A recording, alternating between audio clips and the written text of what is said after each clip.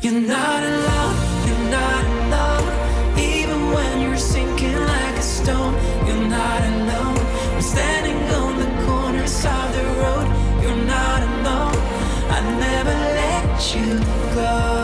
I never let you go. Are you searching for a song that speaks to you?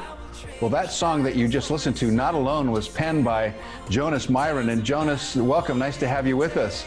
Thank you so much. What a beautiful song and so well executed. That video really touched my heart. Oh, thank you so much. It's been an amazing project to work on actually this summer. What inspired you to write Not Alone?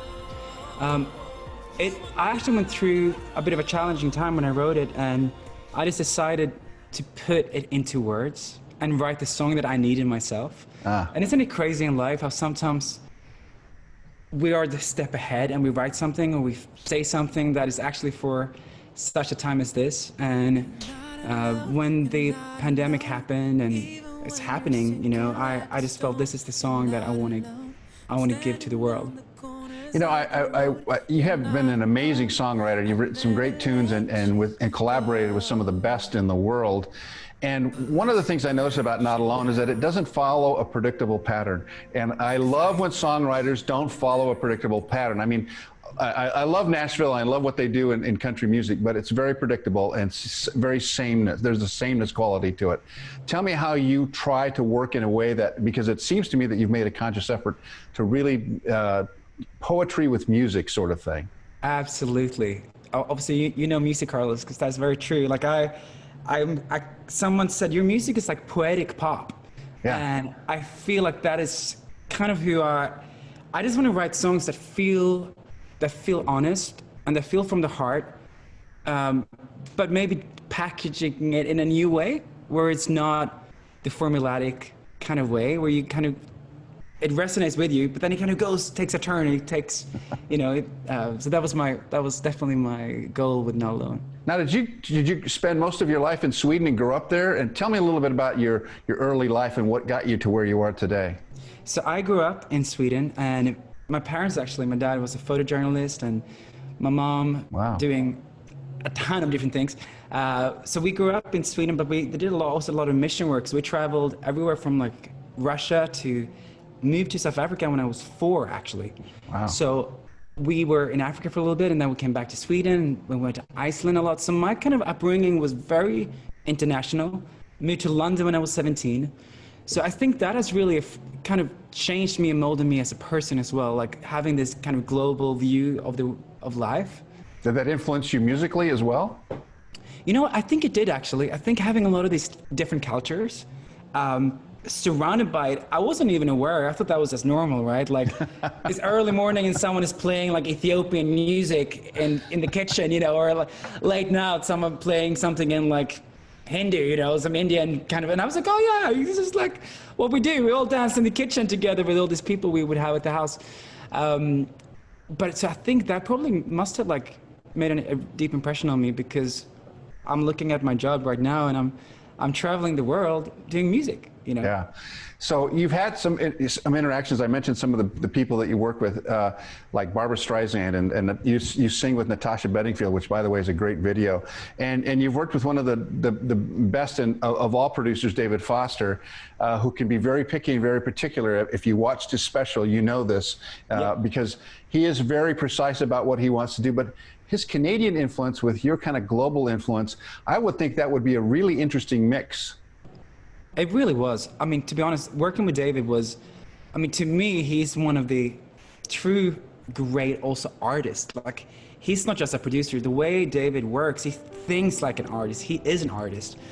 And when he collaborates with other singers or with other producers or writers, he has such a clear vision of what he wants to do and what he wants to bring. And that was just, for me, I sat there next to him working on the song for Barbra, and I just said, David, like, as much as working with Barbra is amazing, working with you, for me, as a young producer, has just been incredible. And he's become a friend, and just, I really... Okay, Jonas, let me take you back to that moment, okay? I'm glad you mentioned that.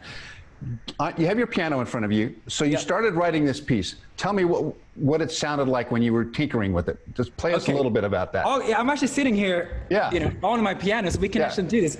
So the chorus was something I wrote together with Carol Bayer-Sager. Right. And Carol Bayer-Sager is obviously, she's an incredible, one of the greats as well. So we wanted to write a song for Barbra, actually, that was talking about the world and talking about what's happening in this country. And that no matter what we're facing, the idea to love each other and to always remember that love is greater and that we're not enemies. Right. So the chorus was, we are not enemies, there is no good in that, 'cause we are better angels that surround us all. We are not enemies, there is no good in that. There are better angels that surround us all. Yeah, and we started working on this song, and we played it for Jay Landers, and Jay Landers is Barbara's A&R, who is been working with Barbra for so many years. So he came into the studio, he listened to it, and he said, guys, this is beautiful. Let's work on it a little bit more. So we tweaked some stuff with Jay, and then we brought it to Barbra. I got to meet her first time at her house in Malibu, and she was like, Jonas, why aren't you a singer? You should be a singer yourself. And I said, That's a high compliment from Barbra Streisand. Yeah, it is. And she was like, I want to hear your record. I've been listening to your demo over and over again. And it was really sweet, So she was like, we got to make that happen. So she was really encouraging. Well, you have an amazing voice and a great range.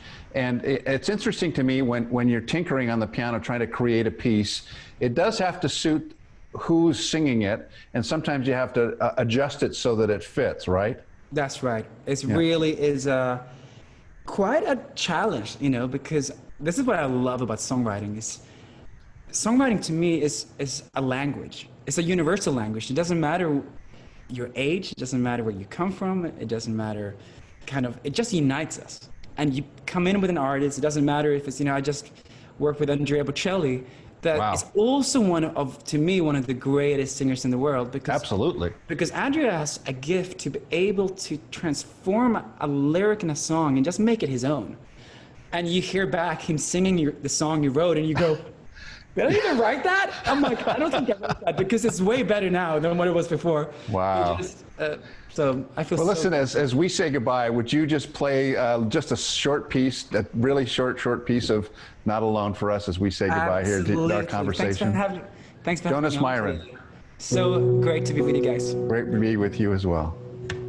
You're not alone, you're not alone. Even when you're sinking like a stone, you're not alone. We're standing on the corners of the road. You're not alone. I never let you go.